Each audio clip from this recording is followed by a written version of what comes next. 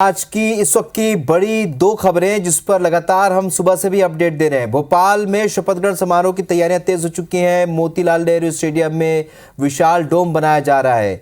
रायपुर की भी तस्वीर देख रहे हैं, यहां पर भी शपथ ग्रहण की समारोह की तैयारी चल रही है। 2000 लोगों के बैठने की व्यवस्था भोपाल में की जा रही है। शपथ समारोह के दौरान मंच पर कई दिग्गज भी मौजूद रहेंगे। कल मुख्यमंत्री पद की शपथ लेंगे मोहन यादव और उनके साथ दूसरे मंत्री भी।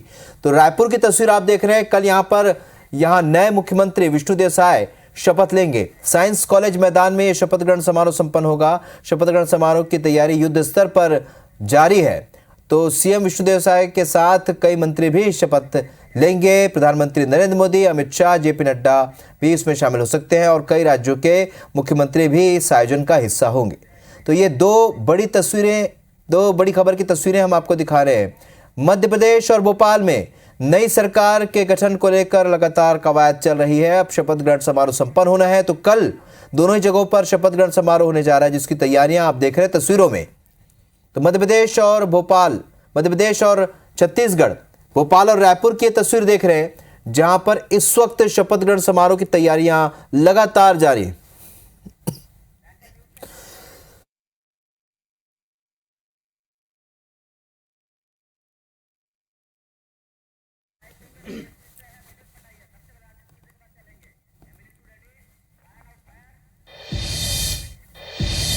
चलिए, तो दोनों ही जगहों पर शपथ ग्रहण समारोह की तैयारियां तेज हो चुकी हैं। हमारे दो सहयोगी इस वक्त हमारे साथ लाइव जुड़े हैं। राजेश मिश्रा रायपुर से, विवेक पटेल भोपाल से इस वक्त हमारे साथ लाइव जुड़े। सबसे पहले रुक करेंगे राजेश मिश्रा का।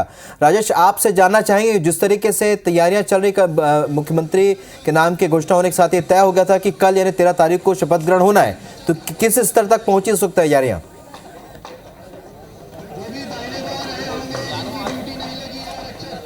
देखिए, अभी हम साइंस कॉलेज मैदान में खड़े हैं। तैयारी युद्ध स्तर पर चल रही है। मैं तैयारी का जो जायजा आपको लेने के लिए दिखाता हूं। ये देख रहे हैं कि आप, ये साइंस कॉलेज का मैदान है, काफ़ी बड़ा मैदान है। शहर के बीच में इतना बड़ा मैदान कहीं नहीं है और इसीलिए साइंस कॉलेज मैदान को शपथ ग्रहण के लिए तय किया गया है। आप देख रहे हैं कि ये जो एक डोम तैयार किया जा रहा है, नारंगी कलर और हरा कलर के पर्दे से जो भारतीय जनता पार्टी के झंडा का निशान है, उस कलर पे पूरे स्टेज को तैयार किया जा रहा है। यहाँ पर एक भव्य स्टेज बनाया जा रहा है, जहाँ पर मुख्यमंत्री विष्णुदेव साय जो हैं वो शपथ लेंगे और उनके साथ साथ दो डिप्टी सीएम हैं वो भी शपथ लेंगे और कुछ मंत्रिमंडल के सदस्य भी शपथ ले सकते हैं। तो आप देख रहे हैं कि मंच बनाया गया, मंच के सामने एक विशाल डोम बनाया जा रहा है और इसी तरह के 3 डोम बनाए जा रहे हैं। ये एक डोम, पहला डोम है, ये बीच वाला मुख्य डोम है, वो तीसरा डोम है और इस पूरा डोम जो है उसको पूरा व्यवस्थित किया जा रहा है। एक डोम पूरी तरह से तैयार हो चुका है, दूसरा डोम का भी फ्रेम तैयार हो गया, तीसरा डोम भी तैयार हो रहा है। कल से यहाँ पर तैयारियां यहाँ पर युद्ध स्तर पर चल रही है और यहाँ ये जो कार्यक्रम स्थल है, वहाँ पर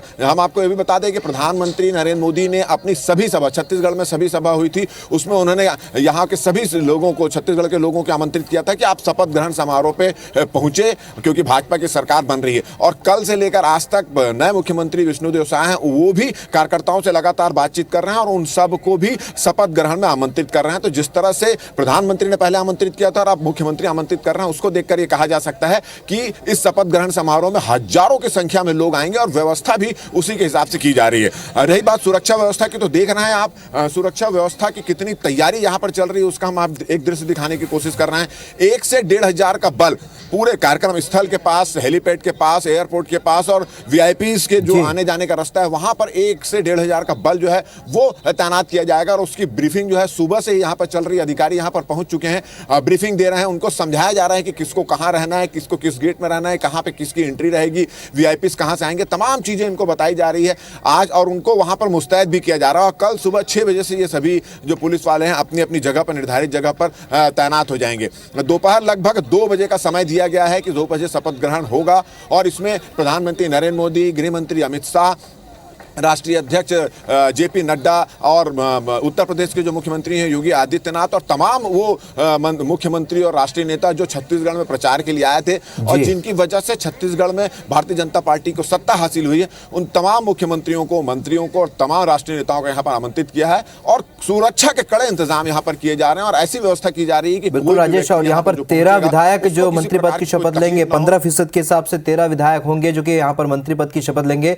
विवेक पटेल का रुख करेंगे। करेंगे विवेक। यहाँ पर अगर देखें जीत के बाद 15% के हिसाब से 34 विधायक होंगे, वो यहाँ पर मंत्री बनाए जाएंगे। तो ये 34 विधायकों को अगर हम देखें तो क्षेत्रवार हमने तमाम तरह की चर्चा जरूर की है, लेकिन क्या स्थिति बन रही, क्योंकि इसमें बहुत सारे ऐसे नाम भी हैं जो मुख्यमंत्री की संभावित सूची में थे।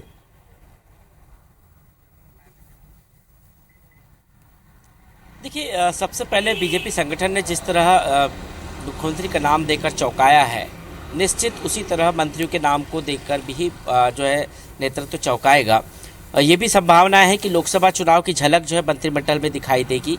और 29 लोकसभा क्षेत्र है मध्य प्रदेश में, क्योंकि बीजेपी का अगला जो लक्ष्य है वो 29 लोकसभा सीटों पर विजय प्राप्त करना है। ऐसे में 29 लोकसभा क्षेत्रों को प्रतिनिधित्व देने की कोशिश पूरी की जाएगी और इस मंत्रिमंडल पर लोकसभा चुनाव का कह सकते हैं कि झलक दिखाई देगी। उसके अनुसार जो है मंत्रिमंडल बनाया जाएगा। बात रही मंत्रिमंडल की संख्या की, तो कभी भी जो है पूरी संख्या नहीं भरी जाती है। शिवराज सिंह चौहान ने भी अपने मंत्रिमंडल में जो है अंतिम समय में 3 मंत्रियों को शामिल करने के बाद भी 1 मंत्री का कोटा खाली रखा था। ठीक ऐसे ही मोहन यादव भी कर सकते हैं, अपने मंत्रिमंडल में जो है कुछ जगह खाली रख सकते हैं। लेकिन सबसे बड़ी बात है कि किसको शामिल किया जाएगा। ये बात बिल्कुल तय हो गई है कि मोहन यादव के साथ 2 डिप्टी सीएम होंगे। पहले डिप्टी सीएम जो है जगदीश देवड़ा, जो वित्त मंत्री रहे हैं, उनका नाम है। दूसरा राजेंद्र शुक्ल, मतलब ब्राह्मण और एससी को साधने की कोशिश की है, ओबीसी को सीएम बना दिया गया है।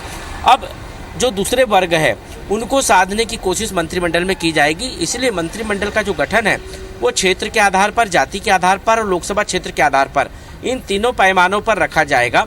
संभवतः ये हो सकता है कि पिछली कैबिनेट में, शिवराज कैबिनेट में जो मंत्री थे उनमें से कम लोगों को मौका मिले, नए लोगों को ज़्यादा मौका मिले। ये संभावना सबसे ज़्यादा जताई जा रही है।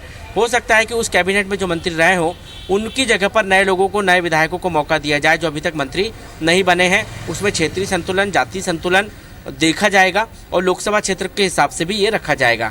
सबसे ज़्यादा प्रतिनिधित्व जो है हमेशा हमने देखा कि ग्वालियर चंबल क्षेत्र को मिलता रहा है। इस बार भी ठीक ऐसी ही उम्मीद जताई जा रही है कि ग्वालियर चंबल क्षेत्र से ज़्यादा मंत्री हो सकते हैं। इसके अलावा बुंदेलखंड और विंध्य महाकौशल से अभी तक किसी की जिम्मेदारी तय नहीं हुई है और इसलिए हो सकता है कि महाकौशल क्षेत्र से बड़ी जिम्मेदारियां जो है मंत्रियों को मिले, जिसमें राकेश सिंह सबसे प्रबल दावेदार है। विंध्य से दूसरा नाम रीति पाठक है। यदि हम महाकौशल से बात करें तो एक और दावेदार है राव उदय प्रताप सिंह, जो सांसद थे पहले, अब वो जो है विधायक बन गए हैं, तो उनका भी मंत्रिमंडल का दावा पुख्ता है। ऐसे में इनको भी मंत्रिमंडल में शामिल किया जा सकता है। प्रहलाद पटेल की भूमिका क्या होगी वो अभी तक तय नहीं हुई है। कैलाश विजयवर्गीय की भूमिका क्या होगी वो तय नहीं हुई है। कई ऐसे नाम हैं जो दौड़ में हैं। हम बात करते हैं भूपेंद्र सिंह की, गोपाल भार्गव जो खुद को सीएम पद का दावेदार मान रहे थे उनकी, या फिर गोविंद सिंह राजपूत की, तुलसी सिलावट की। ये बड़े बड़े नाम हैं जिनको मंत्रिमंडल में जगह मिलने की उम्मीद है। लेकिन जो हमारे सोर्स कहते हैं कि इस बार जो है काफ़ी हद तक नए चेहरों को मंत्रिमंडल में शामिल करने की कोशिश की जाएगी, ताकि एक संदेश देने की कोशिश, जिस तरह गुजरात में हुआ है ठीक उसी तरह का फार्मूला मध्य प्रदेश में मंत्रिमंडल में भी देखा जा सकता है। ये सिर्फ कयास है, लेकिन बीजेपी हमेशा अपने फैसलों से चौंकाती है। तो निश्चित तौर पर मंत्रिमंडल में किन चेहरों को जगह मिलेगी, इस फैसले से भी बीजेपी अपने जो है चौंकाएगी भी। और क्षेत्र और जाति संतुलन और लोकसभा चुनाव, इन तीनों को मद्देनजर रखते हुए बीजेपी मंत्रिमंडल बनाएगी। बिल्कुल, और मुख्यमंत्री के लिए विधायक दल का नेता चुनकर जिस तरीके से बीजेपी ने चौंकाया, जाहिर सी बात है यहाँ पर कई बड़े सांसदों ने इस बार चुनाव लड़ा है। जाहिर सी बात है यहाँ पर भी कुछ चौंकाने वाले चेहरे मंत्रिमंडल में शामिल हो सकते हैं। देखना होगा, सभी को इंतजार भी रहेगा कि कौन से वो चेहरे हो सकते हैं। आप दोनों का हमारे साथ जुड़ने के लिए बहुत बहुत शुक्रिया।